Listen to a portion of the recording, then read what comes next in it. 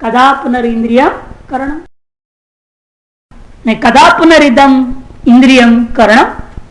ये इंद्रिय कब पुनः करण बनता है? यदा निर्विकल्प रूपा प्रमा फलम, जब निर्विकल्प ज्ञान रूपा प्रमा जो है फल होता है, तब इंद्रियां करण माने जाते हैं। कैसे?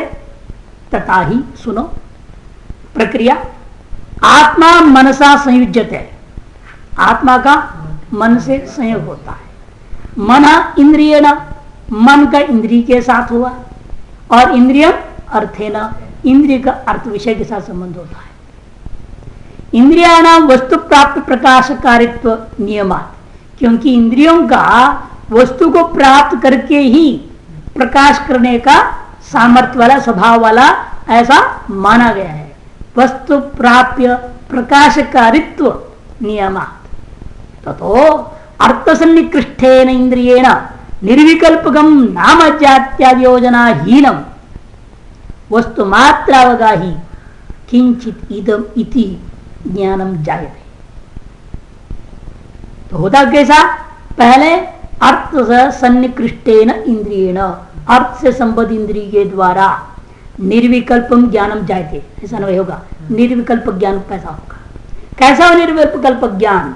न नाम है उसमें, न जाति है, न रूप है, इत्यादि संयोजन से हीन है, योजना हीनम इत्यादि योजना हीनम, वस्तु मात्र वगाई, वस्तु मात्र का बोध कराना है। वस्तु मात्र का बोध कराने का मतलब किंचित इदम, ऐसा ज्ञान होता है। ये कुछ है, उसका नाम नहीं ले पा रहे हम। जब नाम ही पता नहीं चले, उसका रूप क्या वर्णन करोगे? नाम के साथ सब जुड़ते हैं। नाम आज कुछ भी नहीं पकड़ में आ रहा है, लेकिन कुछ दिख रहा है। इंद्रिय संबंध तो हो गया, लेकिन निश्चय नहीं हो पा रहे क्या चीज है, कुछ है। ऐसा जो ज्ञान होता है, इसी का नाम निर्विकल्प ज्ञान। तस्य ज्ञान से इंद्रियम करणम, उस ज्ञान का कर्ण कौन है? इंद्रिया है। जैसे छिदाया युवा परशु, छेदन रूपा फल के प्रति परशु जैसा कर्ण होता है। इंद्रियार्थ सन्निकर्षो अवांतर व्यापार, व्यापार क्या होगा ऐसी स्थिति में? इंद्रियार्थ जो सन्निकर्ष था, वो सन्निकर्ष को ही व्यापार माना जाएगा। जैसे छिदा कारण से परशोर इव दारु संयोग, जैसे छिदा का कारण जो कर्ण था परशु, उसका दारु लकड़ी के साथ जो संयोग है, वही छेदन रूपा जो फल के प्रति व्यापार होता है। निर्विकल्प ज्ञान फलम परशोरिव छिदा, निर्विकल्प ज्ञानी फल है। जैसे परशु का फल क्या था? छेदन वाला द्वैधी भाव हो जाना। सीधा साधा इन्होंने बता दिया है। और दूसरा जो आपने बताया था, कदा पुनर् इंद्रिया से निकर्षकरण, इंद्रिया से निकर्षकरण कब होता है? यदा निर्विकल्प का अनंतरम सविकल्पकम नाम जात्यादि योजनांतरम दित्वयम ब्राह्मणोयम श्यामोयम इति विशेषण विशेषावगाही ज्ञानम उत्पद्यते। इंद्रिया से निकर्ष को तब कर्ण माना जाएगा जब निर्विकल्प ज्ञान के अनंतर सविकल्प ज्ञान होगा। पहले पता चल कुछ है, फिर थोड़ा नजदीक से गए या किसी से पूछ ले क्या है भाई, कुछ दिख रहा है ना, ये उसने बता दिया, अरे ये तो खिलौना है, दिक्थोयम, अरे तो ब्राह्मण है, ब्राह्मणोयम, नाम पता चल गया, नाम के अंदर उसकी जाति ग्रहण हो गया, उसका रूप भी सामने से ग्रहण हो रहा है। नाम रूप जाति से विशिष्ट विशेषण विशेष भाव से विशिष्ट पदार्थ को आपने ग्रहण कर लिया। कैसे ग्रहण किया आपने?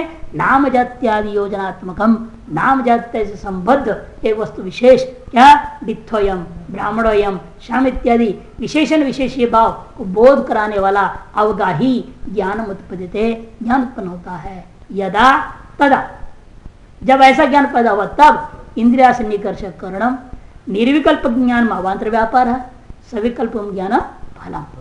तब क्या हुआ? इंद्रिया से निकर्ष से यही कारण माना जाएगा, और उससे बाद होने वाला निर्विकल्प ज्ञान को अवांतर व्यापार, उसके बाद होने वाला सविकल्प ज्ञान ही फल माना जाएगा। कदा पुनर्ज्ञान में वह कर्ण, जब निर्विकल्प ज्ञान को भी कर्ण आपने कहा था, वो कब कर्ण बनेगा? जब सविकल्प के बाद में क्या चीज पैदा होता है?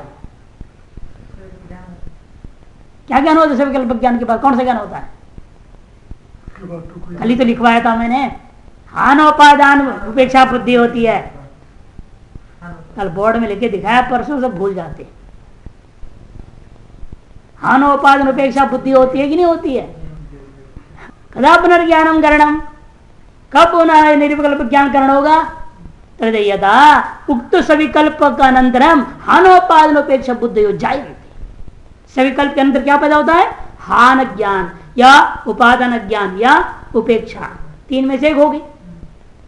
आपने देखा, चीज मालूम हुआ ये चीज है, आपकी इच्छा होगी तो उसको ग्रहण करेंगे, नहीं त्याग देंगे। हान में त्याग, उपादान में ग्रहण या उपेक्षा, तीन में से ज्ञान होगा। तथा उस स्थिति में निर्विकल्पम ज्ञानम करणम, निर्विकल्प ज्ञान क्या है? करण। सविकल्प ज्ञानम अवांतर व्यापार, हानादि बुद्धे फलम से, फल होगा। और ये व्यापार का लक्षण क्या है? जिसको बीच वाले को व्यापार मान रहे हो हर जगह पर, तज्जन्य तज्जन्य जन को अवांतर व्यापार, तज्जन्य सती तज्जन्य जनकत्व व्यापार का लक्षण है। यथा कुठारजन्य कुठारदारो संयोग, और कुठारजन्य छिदार फल का जनक कुठारदारो संयोग है।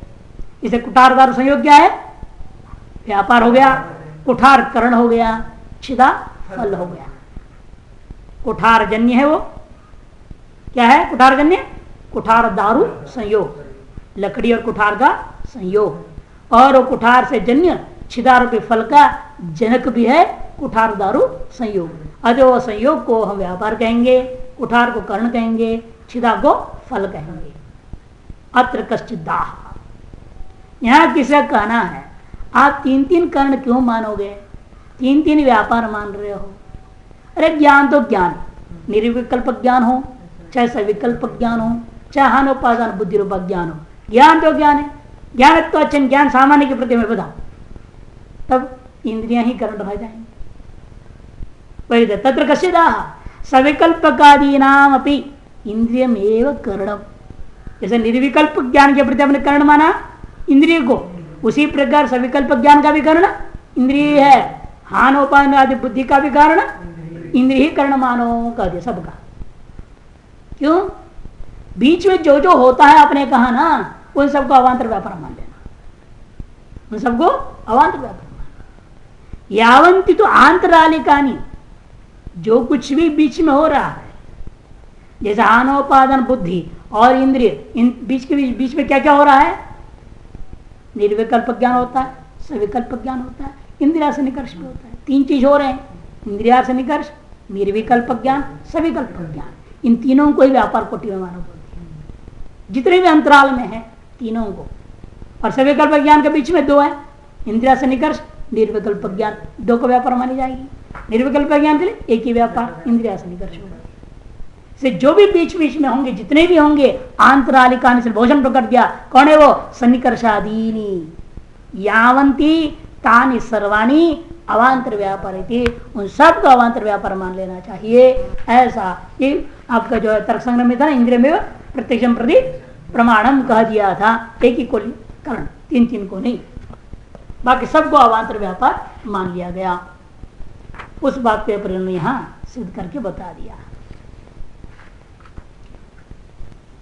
जब इतना विचार हुआ, अब सन्निकर्षों में जाना पड़ेगा। व्यापार है ना वो इंद्रिया सन्निकर्ष, वो सन्निकर्ष कितने हैं वही करें। इंद्रियार्थयोस्तु यह सन्निकर्ष साक्षात्कारी प्रमा हेतु सषड विधेयव, इंद्रिय और अर्थ के साथ में होने वाला जो सन्निकर्ष है, तो साक्षात्कारी प्रमा के प्रति कारण है, उस कारण को हम 6 प्रकार का मानते हैं, और 6 प्रकार का सन्निकर्ष है व्यापार। तद यथा वे कौन से हैं जी? कहते सुनो, संयोग, पहला सन्निकर्ष है संयोग सन्निकर्ष, दूसरा संयुक्त समवाय, तीसरा संयुक्त संवेद समवाय, चौथा समवाय, पांचवा संवेद समवाय, और अंत में विशेषण विशेष भाव, विशेषण विशेष भाव संबंध नाम का सन्निकर्ष। कौन सा सन्निकर्ष कब और कैसे काम करता है उसको भी समझाते हुए बोल रहे थे कि ये सब लौकिक सन्निकर्ष समझना, अलौकिक नहीं है। ये सब क्या है? लौकिक सन्निकर्ष है। अलौकिक के बारे में विचार करेंगे। तत्र यदा चक्षुषा घट विषय ज्ञानम जन्यते तदा चक्षुर इंद्रियम घटो अर्थः अनयो सन्निकर्ष संयोग अवध सिद्ध भावात्। तत्र यदा चक्षुषा घट विषय ज्ञानम जन्यते, जब चक्षु के द्वारा घट विषय ज्ञान पैदा होता है तब क्या हो रहा है? यदा चक्षुर इंद्रियम घटो अर्थः, तब चक्षु कौन है? इंद्रिय वहां, और घट पदार्थ है। अनयो सन्निकर्ष, इन दोनों का बीच संबंध होगा वह संयोगी हो सकता है। क्यों? अयुत सिद्ध भावात, क्योंकि दोनों अयुत सिद्धों में से नहीं आते हैं।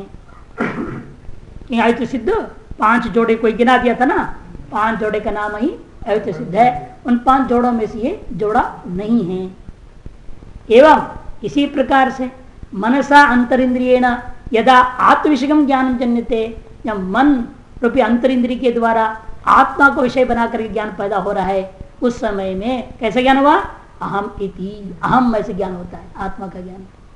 तदा मन ने इंद्रिय आत्मा विषय अनयो सन्निकर्ष संयोग, उन दोनों का सन्निकर्ष भी संयोगी माना जाएगा। क्यों? मन भी द्रव्य है, आत्मा भी द्रव्य है, लेकिन अवयवी रूपा द्रव्य न होने से यह अयुत सिद्ध नहीं है। द्रव्यों के बीच में समवाय होता है, कहाँ होता है? जब उन दोनों के बीच में अवयवी भाव संबंध हो या कार्य कारण भाव रूपा संबंध हो। कार्य कारण भाव होता ही अवयवी में, अवयव हमेशा कारण होता है, अवयवी कार्य होता है। समझ आ ना? तो वहीं पर वह समवाय संबंध होता है दो द्रव्य के बीच में, जैसे कपाल और घट हो, है ना? कपाल और घट, अवयव और अवयवी, तंतु और पट, अवयव और अवयवी, ये दोनों द्रव्यों के बीच में समय मानी गई है। वहीं पर जहाँ अवयवी भाव अर्थात कार्य कारण भाव विशिष्ट अवयवी भाव जहाँ पर है वहीं पर समय संबंध होता है, अन्यथा द्रव्यों के बीच में हमेशा संयोग ही होगा। तदा मन इंद्रियम आत्मा अर्थः अन्यो सन्निकर्ष संयोग एव। कदा पुनः संयुक्त समवाय सन्निकर्ष, कब पुनः संयुक्त समवाय सन्निकर्ष माना जाए?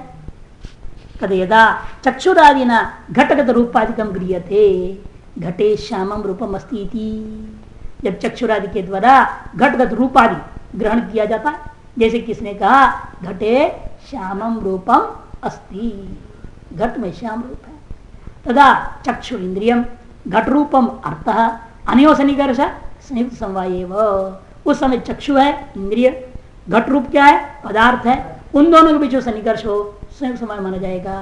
क्यों? क्योंकि चक्षु संयुक्त घटे रूप से समवायात, चक्षु संयुक्त है घट और घट में रूप समय से रहता है। एवं इसी प्रकार से मनसा आत्मसमेत सुखादो गृह्यमाणे, आत्मसमेत सुखादि ग्रहण करते हुए आपने कहा अहम सुखी, तब क्या होगा?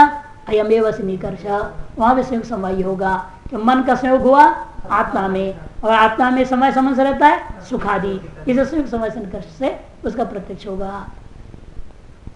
घटगत परिमाण आदि ग्रह, घटगत परिमाण आदि ग्रहण करना हो, चतुष्ट सन्निकर्षोप्यधिकम कारण इष्यते, इस से अतिरिक्त और 4 सन्निकर्ष मानने पड़ेंगे, 4 अलग विचित्र सन्निकर्ष मानने पड़ेंगे इसके साथ। किसके साथ?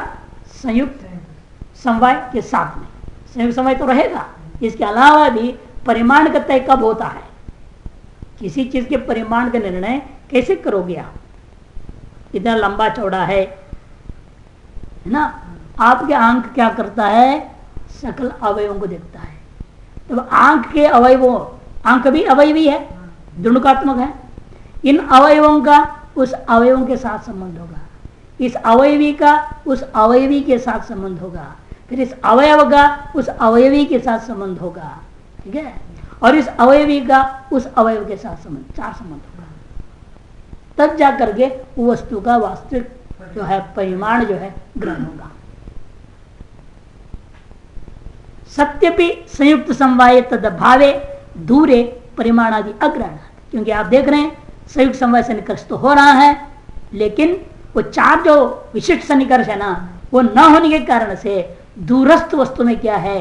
परिमाण आदि का अग्रहण होता है या गलत परिमाण का ग्रहण हो जाता है। जैसे चंद्रमा आपको एक चांदी के थाली के बराबर दिख रहा है, सूर्य भी इसी प्रकार से थाली के बराबर दिखता है, क्या उसका वास्तव में उतनी ही परिमाण है?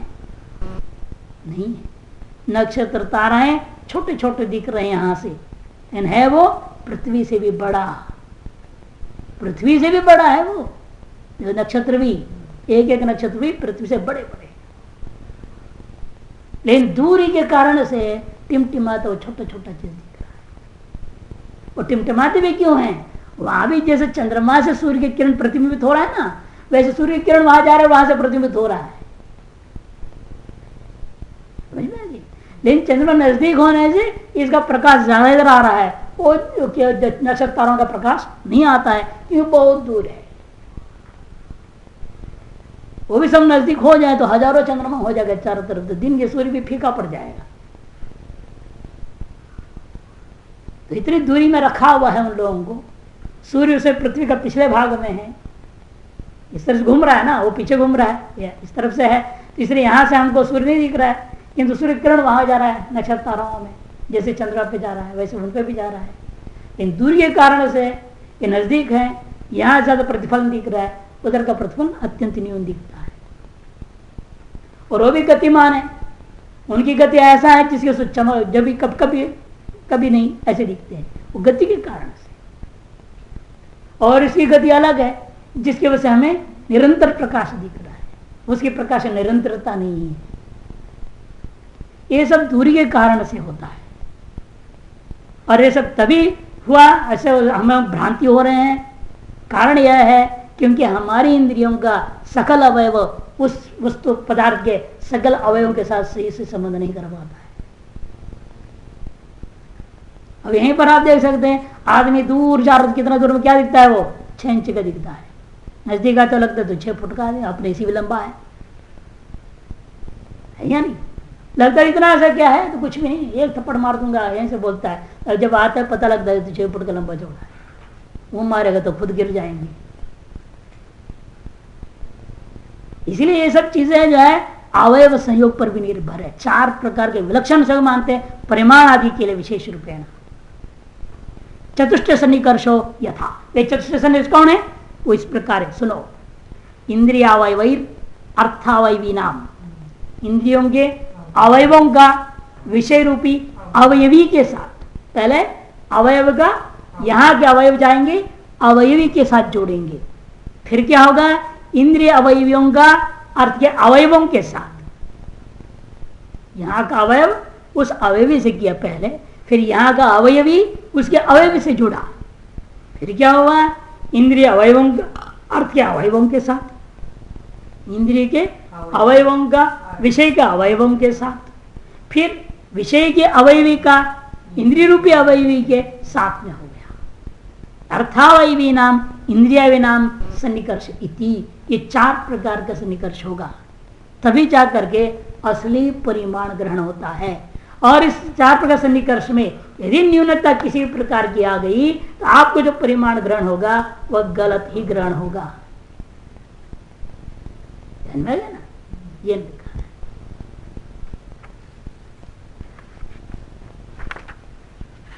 कदा पुनः संयुक्त संवेद समवाय सन्निकर्ष, संयुक्त संवेद समवाय सन्निकर्ष कब होता है? यदा पुनश्च चक्षुषा घट रूप संवेदम रूपत्व सामान्यम गृहते तदा चक्षुरिंद्रियम रूपत्व सामान्यम अर्थः अनयोः सन्निकर्ष संयुक्त संवेद समवाय एव। जब पुनः आप चक्षु के द्वारा घट रूप में समवाय समझ से रहने वाला रूपत्व जाति है, सामान्य है, उस जाति को ग्रहण करेंगे, तदा तब क्या होता है? चक्षुरिंद्रियम रूपत्व सामान्यम अर्थः, वहां इंद्रिय कौन है? चक्षु काम कर रहा है, रूपत्व जातियां विषय बना हुआ है। अनियो सन्निकर्ष तार्श इंद्रिय विषय सन्निकर्ष वहां संयुक्त संवेद समय माना जाएगा। क्यों? चक्षु संयुक्त घटे रूपम संवेदम तथा रूपत्व से समवायात, चक्षु संयुक्त हुआ घट, उस घट में रूप समवाय समझ है, और रूप में रूपत्व समवाय समझ से रहता है। कदा पुनः समवाय सन्निकर्ष, और समवाय सन्निकर्ष कब होता? कदे यदा श्रोत्रेन्द्रियेण शब्दों गृह्यते, जो श्रोत इंद्रिय के द्वारा शब्द को हम ग्रहण करते हैं तब समवाय सन्निकर्ष माना जाएगा। क्यों? क्योंकि तदा श्रोत्रम इंद्रियम, वह इंद्रिय कौन है? श्रोत्र, और विषय क्या है? शब्दो अर्थ। अनयो सन्निकर्ष समवाय, इन दोनों का सन्निकर्ष क्या हो सकता है? समवायी हो सकता है। क्यों जी? क्योंकि श्रोत्र आकाश रूप है, श्रोत्र क्या है? आकाश है, और आकाश में शब्द समवाय समझ रहता है। कर्ण शस्कुल्यवच्छिन्नम नभः श्रोत्रम, कर्ण शस्कुल्यवच्छिन्न जो आकाश है वही श्रोत्र होता है। श्रोत्र से आकाशात्मकत्वात्, और श्रोत्र इसलिए आकाशात्मक होने के कारण से शब्द से आकाश गुणत्वात्, और शब्द आकाश गुण है। अतः गुण गुणिनोश्च समवायात, गुण गुणी का समय संबंध होता है। अतएव यहाँ समय सन्निकर्ष से श्रोत्र इंद्रिय के द्वारा शब्द को साक्षात्कार कर लिया जाता है, प्रत्यक्ष कर लिया जाता है। समझो कदा पुनः समय समय सन्निकर्ष, कब पुनः समय सन्निकर्ष होगा? यदा पुनः शब्द संवेदम शब्दत्वादिकम सामान्य श्रोत्र इंद्रिय गृह्यते, जब शब्द में समय समय से रहने वाला शब्दत्वादि जातियों को आप श्रोत्र इंद्रिय के द्वारा ग्रहण करोगे, तब श्रोत्र इंद्रिय से गृहीत उस शब्दत्वादि जातियों का प्रत्यक्ष में संवेद समय से निकर्ष काम करता है। कैसे? तदा श्रोत्रम इंद्रियाम, उस समय इंद्रिय कौन है? श्रोत्र। और वहां विषय क्या है? शब्दत्वादि सामान्यम, शब्दत्वादि जाति वह विषय हो रहा है। अनयो सन्निकर्ष, उन दोनों का जो सन्निकर्ष होगा संवेद समवाय होगा। श्रोत्र संवेद शब्द शब्दत्व समवायात, क्योंकि आकाशात्मक कर्ण शुष्कुले वचन आकाशात्मक श्रोत्र इंद्रिय रूपी आकाश में शब्द समय समय से है, और उस शब्द में शब्दत्व समय समय से रहता है। अतएव संवेद समवाय से निकर्ष से जो है शब्दत्व कत्व गत्व जातियों का प्रत्यक्ष होता है। समझो। अच्छा ठीक है। कदा पुनः विशेष विशेषण भाव इंद्रियार्थ सन्निकर्ष भवति, विशेषण विशेष भाव या विशेष विशेषण भाव जो इंद्रिया सन्निकर्ष है वो कब होता है?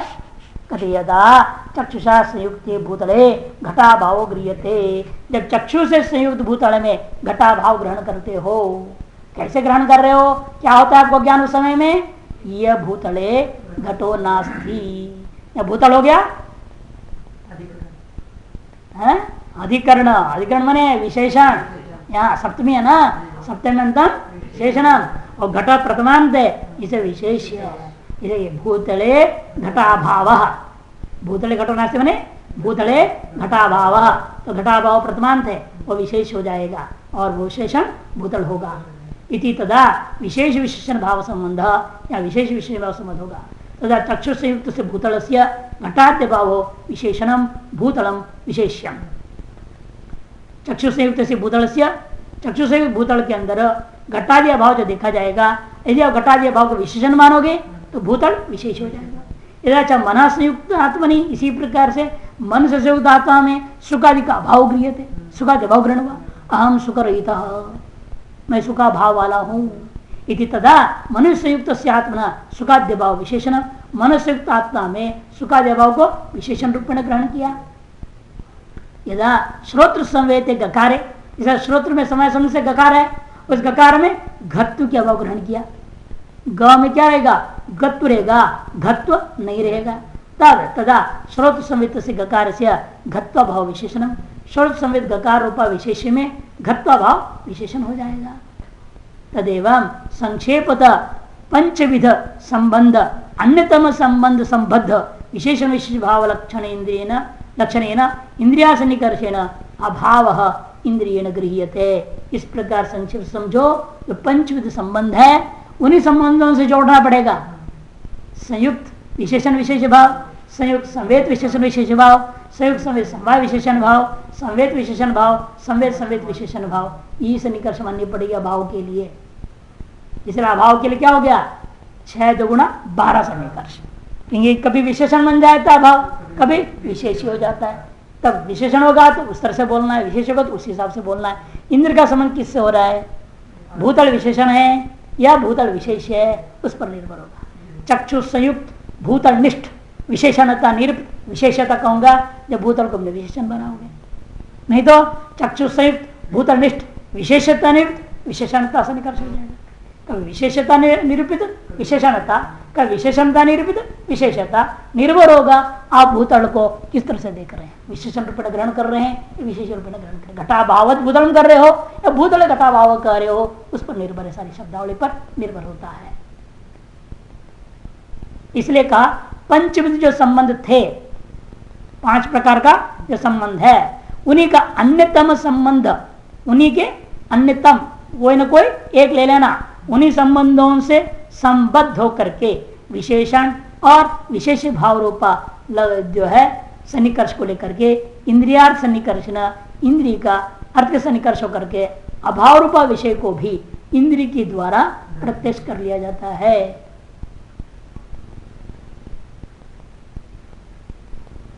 इस प्रकार से लौकिक सन्निकर्षों का विचार इन्होंने पूरा कर लिया। एवं समवायोपि, इस तरह से समवाय का भी प्रत्यक्ष समझना, समवाय भी प्रत्यक्ष होता है इनके मत में, अनुमान अनुमेय नहीं है। तो इसलिए प्रत्यक्ष कैसा होगा उसका भी, कहते चक्षु संबद्ध से तंतोर विशेषण भूता पट समवायो गृह्यते।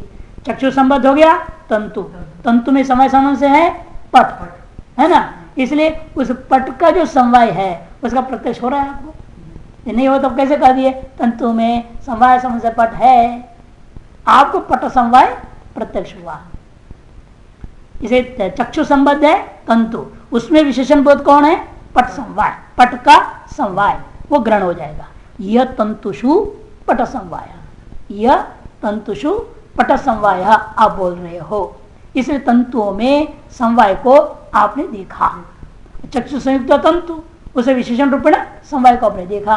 इस समवाय का प्रत्यक्ष क्या हुआ, संयुक्त विशेषणता, संयुक्त जो है विशेषता, पट तंतुनिष्ठ विशेषता निरूपित विशेषणता से निकर्ष से समवाय का भी प्रत्यक्ष हुआ है कि नहीं। चक्षु संयुक्त है तंतुनिष्ठ विशेषता, निरूपित विशेषणता आ गया पट समवाय में, इस समवाय का प्रत्यक्ष हुआ। चक्षु संयुक्त विशेषता निरूपित विशेषणता से निकर्ष से समवाय का प्रत्यक्ष हो गया। हाँ, पहले आपने पट था ही नहीं तो समय कैसे बोलेंगे, पट उत्पन्न होने कैसे बोल देंगे संबंध को। चीज है, जैसे पहले यही बात घट में भी है, पट में क्यों, मृतिका में घट तो है पहले से, लेकिन आप क्या बोलते घट का प्राग भाव है। प्रतियोगी विधेयक घट वहां पर दिख रहा है कि नहीं दिख रहा, लेकिन घट समय बोलोगे आप। जब तक घट पैदा नहीं होगा घट समय प्रत्यक्ष नहीं हो सकता है। चीज नित्य होने से आपत्ति नहीं है, क्योंकि उसको प्रकट होने के लिए, उसका अनुभव होने के लिए हमें उपाधि की अपेक्षा है ना। तंतु और पट के बिना आप समवाय को अनुभव नहीं कर सकते, भले वो नित्य। जैसे आकाश है सर्वव्यापक, कैसे अनुभव करोगे, नित्य एक है, अनुभव कैसे होता है, उपाधि को लेकर के तो होता है। आप जाते हो तो समझ हाँ यहाँ आकाश है, नहीं तो जाने नहीं देगा। यदि आकाश ना होता तो जाते कैसे, जा ही नहीं सकते। आप जा रहे हैं आ रहे हैं, इसका मतलब आकाश है, यही तो अनुभव हुआ। कि जितने भी नित्य और एक होते हैं इनका औपाधिक संबंध से ही सब व्यवहार होता है, बिना उपाधियों का इनका आप अनुभव ही नहीं कर सकते। घटोपाधि है आकाश के लिए, कहीं और उपाधि है। अब एक श्रोत इंद्रिय है, यही आपने क्या कहा, कर्ण शस्कुल अवच्छिन्न आकाश है। यदि ये उपाधि ना हो तो शब्द ग्रहण नहीं होता है, ये होगा तो शब्द ग्रहण हो रहा है, इसलिए हमने मान लिया कि ये उपाधि से अवच्छिन्न आकाश है, अतः शब्द ग्रहण हो रहा है। इंद्रिय आपका ठीक है या नहीं तो ये भी आकाश है, ये आकाश में क्यों नहीं सब सुनाई दे रहा है, इसी को क्यों मान रहे हो। घटावचन आकाश को क्यों नहीं श्रोत इंद्रिय मानते हो, कर्ण शिशुलावचन को क्यों मानते हो। और कर्ण शिशुलावचन आकाश तो बहरे में भी है, कर्ण शिशुल नहीं है क्या उसका दास, कान तो है, अंध पे सारा संयंत्र है, सुनाई नहीं देता उसको। केवल कर्ण शिशुल वचन आकाश मात्र को श्रोत इंद्रिय हम नहीं बोल सकते, इसीलिए वास्तव में ये इनका फेल हो जाता है। आगे शास्त्र जब होगा तो फेल हो जाएंगे। ये बहरे में भी कर्ण शिशुल चौबीस आकाश है, नो इंद्रिय कहां है, सुनाई नहीं देता उसको। गोलक इसलिए का मतलब क्या, कर्ण शस्कुली ये जो है छिद्र, ये मात्र उपाधि नहीं है श्रोत इंद्रिय का, इससे अलग कुछ और तत्व भी है सूक्ष्म मानना पड़ेगा। इससे अलग जो इसमें रहने पर ही वो सुनाई देता है, वो इसमें नहीं है तो वो इस उपाधि गोलक रहने पर भी, जैसे आंख है गोलक है, अंधे का भी तो गोलक है, दिखता नहीं। ये इसको हम लोग कहते गोलक। इन गोलकों का रहते हुए भी इंद्रिय इसके अंदर ना हो, सूक्ष्म तत्व ना हो, तो आपको तत्व विषय का प्रत्यक्ष नहीं होता। तो वो जो तत्व है महाराज जी, जो देख रहा है तो वो तो और जगह से भी देख सकता है, नहीं देख सकता, उसके लिए उपाधि चाहिए ना, इसी उपाधि से देखेगा वो। जो कर्ण संकुली उपाधि है, वो उपाधि यदि किसी और शरीर के पोषण में हो जाए उससे भी देख सकता है? क्यों नहीं देख सकता है? क्यों नहीं देख सकता? वो तत्व लीजिए या किसी भी, हाँ कहीं उपाधि बने तो सही, वो उपाधि उसकी योग्य नहीं है ना। नहीं महाराज जी बात है ना, उसकी योग्यता आना चाहिए ना। हर चीज के लिए योग्यता होती है, बिना योग्यता का नहीं हो सकता। आप योगी हो, आप योग्यता बना लीजिए, कौन मना कर रहा है? नहीं महाराज जी एक बात, कौन मना कर रहा है? भाई आप मुंह से ही सब सुनते हो, ऐसे भी लोग हैं शरीर में आवाज लगाओ, हाथ आवाज कान लगाओ, ओम नमः शिवाय सुनाई दे रहा है। यहाँ से शब्द आ रहा कि नहीं, मुंह से थोड़ी आती है केवल। वो ऐसा सिद्ध अवस्था में पहुंच गया, इतना मंत्र जप कर चुका है, तादाद में हो चुका है, शरीर के रोम रोम से ओम नमः शिवाय निकल रहा है, वाणी की जरूरत नहीं उसको, ये हर चीज उस शब्द का उपाधि हो गया। एवं समवायोपि चक्षु संबद्ध से तंतोर विशेषण भूतः पट समवाय क्रियते, यह तंतु पट समवाय थी। इसे समवाय का प्रत्यक्ष हम जब मानते हैं तो यहाँ पर सब समस्या ये आता है, बात इस पर उठ रही थी कि जो शब्द का उपाधि, इसलिए समवाय यहाँ भी है। आकाश में गुण समवाय, अपने समवाय सन्निकर्ष ग्रहण कर रहे हो, वहां सन्निकर्ष कोटि में हमने ले लिया, विषय नहीं था वहां पर वो, अब यहाँ विषय बनाया हमने समवाय को, यहाँ पर समवाय को ही प्रत्यक्ष करने हम जा रहे हैं। इनका प्रत्यक्ष होगा जब 5 जोड़ों के बीच में तुम उसको देखोगे, 5 जोड़े बताए गए हैं, उन्हीं में ही आधारादे भाव में कौन किस में रह रहा है उसी में आप देख सकते हो, दूसरे में नहीं देख सकते। तदेव षोड़ा सन्निकर्षो वर्णिता संग्रहश्च, इस प्रकार से इच्छा सन्निकर्ष जो वर्णन किया उसके संग्रह श्लोक दे रहे। देखिए, अक्षजा प्रमितिर्द्वेधा सविकल्पा विकल्पिका कर्णम त्रिविधम तस्या सन्निकर्षश्च षड्विधः घट तन्नील नीलत्व शब्द शब्दत्व जातयः अभाव समवायौ च ग्राह्य संबंध षट्कतः। अक्षजा, अक्ष से जन्य प्रमिति जो ज्ञान है वो 2 प्रकार की है, एक सविकल्पक, दूसरा अविकल्पक में निर्विकल्पक। कर्णम त्रिविधम, कर्ण 3 प्रकार की है, इंद्रिया, इंद्रिया सन्निकर्ष और निर्विकल्पक ज्ञान को भी कर्ण कहा। तस्या सन्निकर्ष षड्विधा, उसका सन्निकर्ष 6 है। संयोग सन्निकर्ष घट प्रत्यक्ष में, तद्गत नील, तन्नील माने घटगत नील रूप प्रत्यक्ष के लिए संयुक्त समवाय, और नीलत्व के लिए संयुक्त संवेद समवाय, शब्द के लिए समवाय, शब्दत्व के लिए संवेद समवाय। अभाव और समवाय आदियों में क्या होगा? पूर्वत ही चक्षु संयुक्त संवेद, संयुक्त विशेषणता या संयुक्त विशेषता आदि सन्निकर्षों से इनका प्रत्यक्ष होता है।